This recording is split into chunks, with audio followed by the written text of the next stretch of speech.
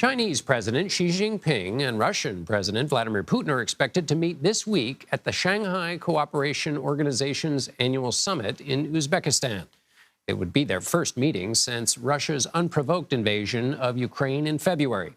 Xi and Putin reportedly plan to discuss the Kremlin's war along with other topics.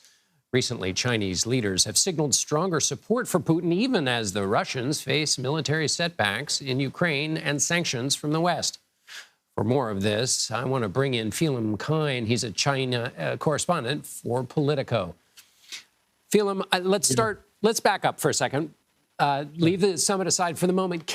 I want to ask you about the complicated relationship between Russia and China and how it has switched since the Cold War and evolved. How have those roles changed? Well, you're complicated is absolutely right. And I think it's important to remember that, these two allies, they have a history of border conflicts and almost came to what both sides and the United States feared would be a nuclear conflict back in 1969. So there are a lot of tensions that really riven this relationship. But in the aftermath of the Cold War, the Chinese government really looked at the Soviet Union or what the Soviet Union's collapse and decided that's what it didn't want to what happened to it, and used the Soviet Union model as sort of like the anti-model of what it wanted to become. And what we've seen is China going from this sort of poverty-stricken developing state to becoming this economic superpower, and Russia becoming this more of a sort of a supplicant vassal state that supplies resources but is really dependent upon China for a lot of key imports of produced goods. So 50 years ago this year, President Richard Nixon made his historic trip to China to try to drive a wedge between the Beijing and Moscow. And he was able to drive that wedge. But are there any wedges left anymore? Is there anything that a U.S. president or policymakers can do to get in between that China-Russia relationship? The Russia-China relationship, to a large extent, it's more form than substance. It's transactional.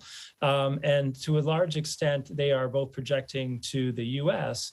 that they have options, that they are an alternative power to the U.S. And it's very much in line with the Chinese government's and Xi Jinping's belief that the U.S., that Western liberal democracy led by the U.S. is in terminal decline, and that China is going to take its rightful place as the leading superpower in the world in the coming decades. And so it needs China, and Xi Jinping really wants and needs to cultivate this perception, this narrative that other powers want to cater to China. So this moment, or these moments that we're going to see in Samarkand in Uzbekistan, where Xi meets with Xi Jinping, she's going to milk that as this once very powerful state that threatened China's existence in the 1960s is now seeking China's favors and trade and military support, which China just won't provide.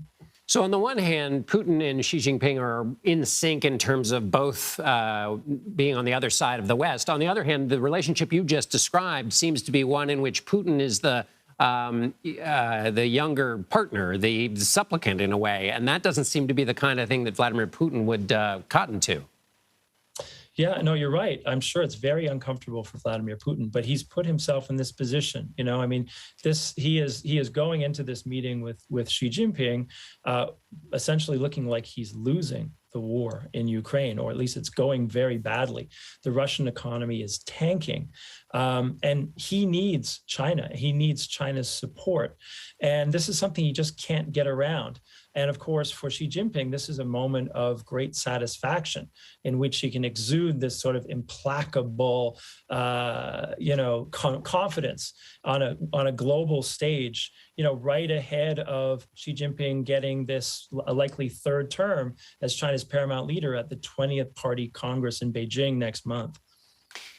One of the ideas or theories of globalism was that interconnected economic relationships would create a more peaceful world. That seems to be on the run, that theory. Is there a new way that you think about relationships like this one and the order that emerged from the crumbling of globalism?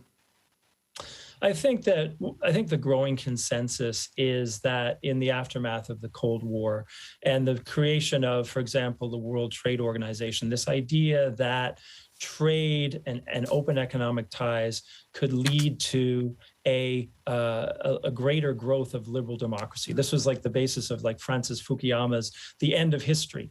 And I think that what we've seen with regards to China, at least, is that China took full advantage of an open trading system, took full advantage of access to the financing that Western liberal democracies could supply it, but reinvented itself as a powerful economic, but still an authoritarian state that denies basic rights and freedoms to its people. All right, Phelim Kine, thanks so much from Politico. Thank you.